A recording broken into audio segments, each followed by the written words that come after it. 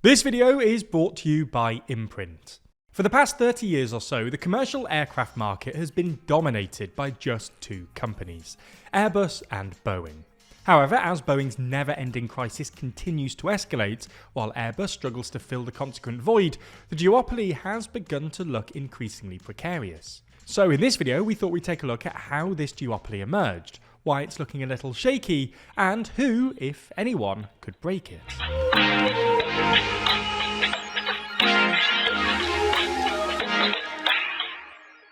Before we start, if you haven't already, please consider subscribing and ringing the bell to stay in the loop and be notified when we release new videos.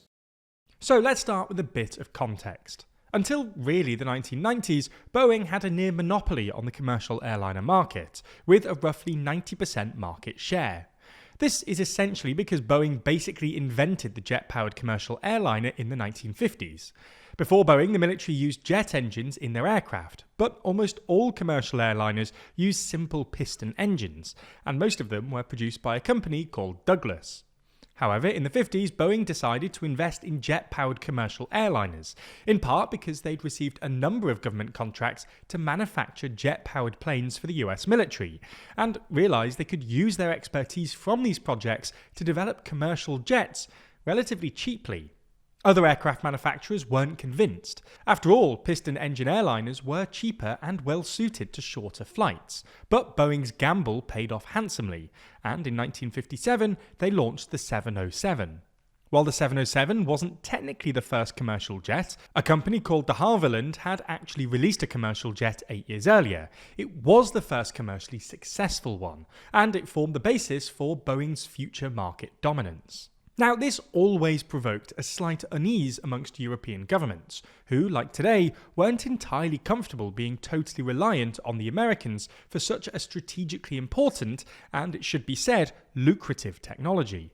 Motivated by this mutual anxiety and noticing the growing demand for commercial air travel, in the late 1960s, several European governments got together to create a competitor to Boeing, and in 1970, Airbus was officially founded as a consortium involving several European aerospace companies, including France's Aerospatiale, Germany's MPB, and the UK's Hawker Siddeley. Largely thanks to technological advancements, Airbus was immensely successful, and in 2003 it overtook Boeing in terms of market share. Since then, the two companies have enjoyed a de facto duopoly in the commercial airliner market, with each controlling about 50% of the market. Both companies have reasserted their dominance via mergers. Airbus was obviously created as a consortium, and has since absorbed a number of other smaller European aerospace companies, while Boeing absorbed its former arch-rival McDonnell Douglas in 1997. Anyway, many companies, often with support from their national governments, have tried to break this duopoly, but to no avail. Perhaps the most recent notable effort came from Canadian company Bombardier, which had previously focused on smaller jets made for regional travel, but tried to break into the longer-haul market in the early 2010s with the C-Series. Even though the C-Series was a pretty good plane, it never made a dent in the duopoly, and building the plane nearly bankrupted the company, in part because the US imposed tariffs after Boeing made an anti-dumping complaint to regulators. Bombardier eventually ran out of cash, sold the program to Airbus in 2017, and quit the commercial sector entirely in 2020 to focus on private jets. The fundamental issue for perky upstarts like Bombardier is that the costs to market entry are extraordinarily high, because, well, jets aren't cheap. Airliners also prefer to buy from companies they've bought from before and that they know will still be around in a few years. As well as this, there's also a massive regulatory wall. Aviation regulations are super complicated, but Boeing and Airbus's cushy relations with regulators make things a lot easier for them. Boeing employees were even allowed to self-assess regulatory compliance in certain areas, on the Federal Aviation Authority's behalf.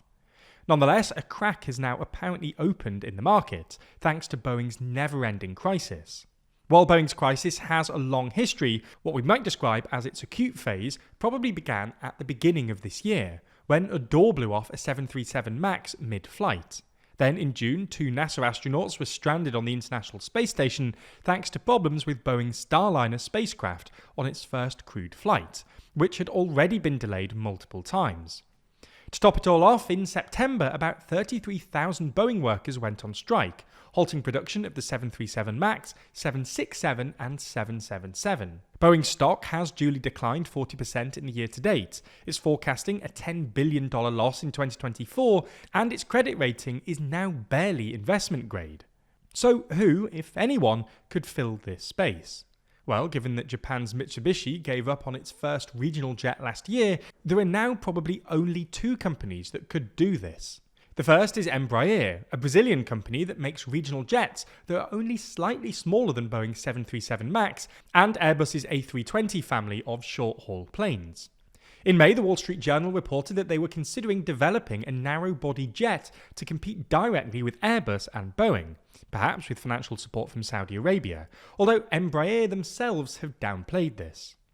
The other threat to the duopoly is China's state-owned commercial aircraft corporation, commonly known as COMAC. COMAC began developing a competitor to the 737 known as the C919 way back in 2008, which then became an integral part of Xi's Made in China 2025 initiative for achieving economic self-sufficiency.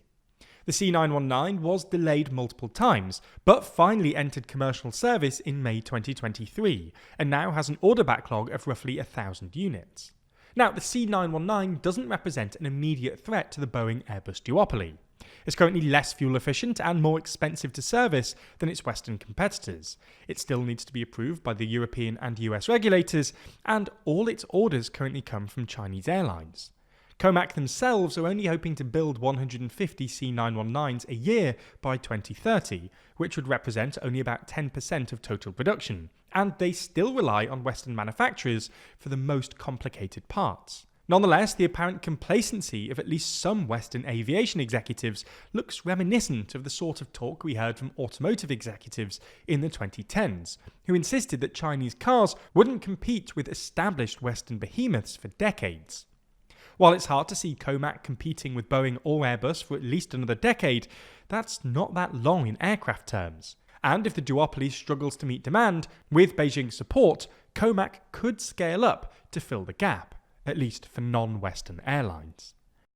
Fans of TLDR like you care about understanding the world around them. That's where today's sponsor Imprint comes into play. If you care about building a life of learning, then Imprint is the app for you. It's a new way to learn that turns your phone from an attention-sucking device to a tool for growth. You may have heard this before, but unless you've used the app, you likely haven't experienced something like this. That's because Imprint is beautifully illustrated and animated, creating a highly visual, bite-sized and interactive learning experience. It's the perfect antidote to a world where social media tries to keep us mindlessly dopamine scrolling day in and day out. Their library includes courses on topics like psychology, history, philosophy, finance, productivity, and many more, and quick reads you can consume in a single sitting. Since we last spoke to you about Imprint in September, I've done the philosophy course and am focusing on their course on the science of happiness. People study how to get in shape, how to eat right, and how to advance in their career. Understanding how humans are wired to be happy has been an interesting path to go down that I highly recommend to all of you. So make yourself feel better about your screen time, build a real habit of learning every day, and join the millions of people using Imprint. Plus, if you use the link in the description or scan the QR code on screen, the first 200 people will get 20% off an annual plan. Plus, they'll know that you came from us.